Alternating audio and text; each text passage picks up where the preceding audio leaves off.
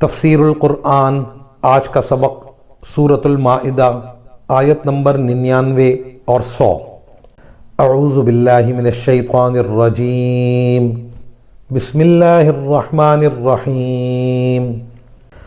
ما علی الرسول الا البلاغ واللہ یعلم ما تبدون وما تکتمون۔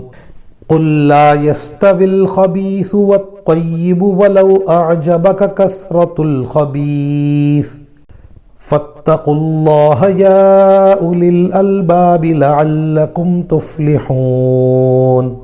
ترجمہ: رسول پر سوائے تبلیغ کرنے کے کوئی اور ذمہ داری نہیں ہے، اور جو کچھ تم کھلے بندوں کرتے ہو اور جو کچھ چھپاتے ہو، اللہ ان سب کو جانتا ہے۔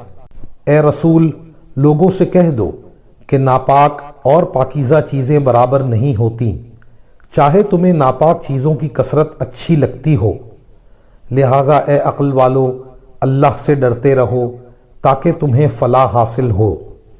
ان آیات میں بتایا کہ دنیا میں بہت مرتبہ ایسا ہوتا ہے کہ کسی ناپاک یا حرام چیز کا رواج اتنا بڑھ جاتا ہے کہ وہ وقت کا فیشن قرار پا جاتا ہے، اور فیشن پرست لوگ اسے اچھا سمجھنے لگتے ہیں۔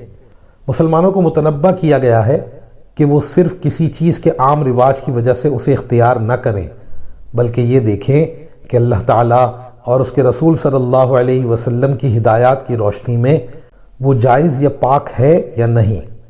وآخر دعوانا ان الحمد للہ رب العالمین۔